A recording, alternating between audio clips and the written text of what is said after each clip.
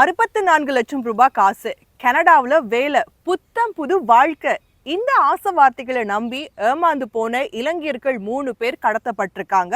அவங்களுக்கு என்ன ஆனது அப்படிங்கறத இந்த வீடியோல பார்க்க போறோம். வணக்கம் தாயகம்.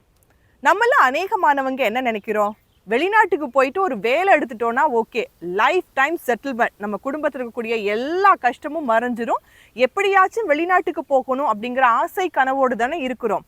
நம்முடைய இந்த ஆசை கனவை தங்களுக்கான ஆயுதமாக பயன்படுத்தக்கூடிய மோசடி கும்பல்கள் இப்போ நாளாக அதிகமாயிட்டே வருது. அப்படியாப்பட்ட ஒரு சம்பவம் தான் இப்போ இலங்கையில அரங்கேறி இருக்கு. யாழ்ப்பாணம், வவுனியா மற்றும் கிளிநொச்சி இந்த இடங்கள் இருக்கக்கூடிய 26 இருந்து 34 வயதுக்கிடப்பட்ட 3 இளைஞர்கள் கனடாவில் வேலை, நல்ல சம்பளம், இந்த மாதிரியான ஆசை வார்த்தைகளை நம்பி ஒருத்தர்கிட்ட 64 லட்சம் ரூபாய் காசு கொடுத்துருக்காங்க. இந்த காசை கொடுத்ததுக்கு பிறகு அவங்க நேரடியாக கனடாவுக்கு போகலை. அதுக்கு பதிலாக இலங்கையிலிருந்து துபாய்க்கு அந்த 3 பேரையுமே அனுப்பியிருக்காங்க. துபாயில இருந்து அவங்கள மறுபடியும் எத்தியோப்பியாவுக்கு அனுப்பியிருக்காங்க. எத்தியோப்பியாவுக்கு இந்த 3 இளைஞர்களுமே போய் சேர்ந்ததுமே கொடூரமான ஒரு மனித கடத்தல் கும்பல் இவங்களை கடத்தியிருக்காங்க. விஷயம் அதோட முடியல. அப்படி கடத்தப்பட்ட அந்த கும்பல் என்ன பண்ணியிருக்காங்க தெரியுமா, இந்த 3 பேரோட வீட்டுக்குமே ஃபோன் பண்ணி, உங்க பிள்ளையே நீங்க உயிரோடு பார்க்கணுமா இருந்தா எங்களுக்கு காசு அனுப்பணும் அப்படின்னு மிரட்டல் விடுத்திருக்காங்க. இப்படி ஒரு மிரட்டல், ஒரு ஃபோன் கால் வந்தா கண்டிப்பா எல்லா வீட்டாக்களுமே பதறதானே செய்வாங்க. பிள்ளைங்களை எப்படியாவது காப்பாற்றணும் அப்படிங்கிறதுக்காக கிட்டத்தட்ட 2 கோடி ரூபாய் காசு கொடுத்துருக்காங்க. ஆக மொத்தத்துல ஒரே திட்டத்துல 2 பிளானை ஒரு குடும்பத்துக்கிட்ட எக்ஸிக்யூட் பண்ணியிருக்காங்க.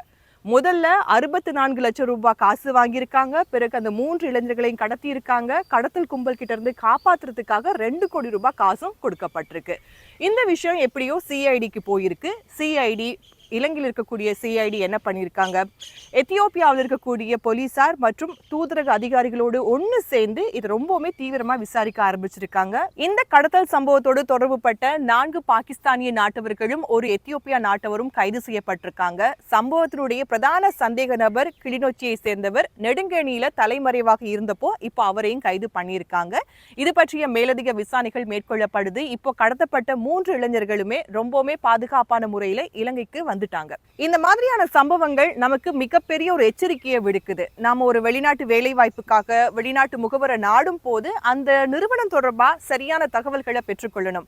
அந்த நிறுவனம் பதிவு செய்யப்பட்டதா, அரசு அங்கீகாரம் பெற்றதா, நமக்கான வேலை ஒப்பந்தம் சரியா இருக்கா, இந்த டீடைல்ஸ் A to Z கண்டிப்பா நம்ம செக் பண்ணியே தான் பார்க்கணும் இல்லையா. மறுபடியும் சொல்றேன், இந்த மாதிரியான மோசடிக்காரர்களை நம்பி நாம நம்முடைய வாழ்க்கையை இழந்துடக்கூடாது. இந்த மாதிரியான சம்பவங்களை பார்க்கும் போது உங்களுக்கு என்ன தோணுது, அதை மறக்காம கமெண்ட்ல சொல்லுங்க. நீங்களும் உங்களை சுற்றி இருக்கவங்களும் பாதுகாப்பாக இருக்கணுமா இருந்தா இந்த தகவலை மற்றவங்களோடு பகிர்ந்து கொள்ளுங்க. வணக்கம் தாயகம்.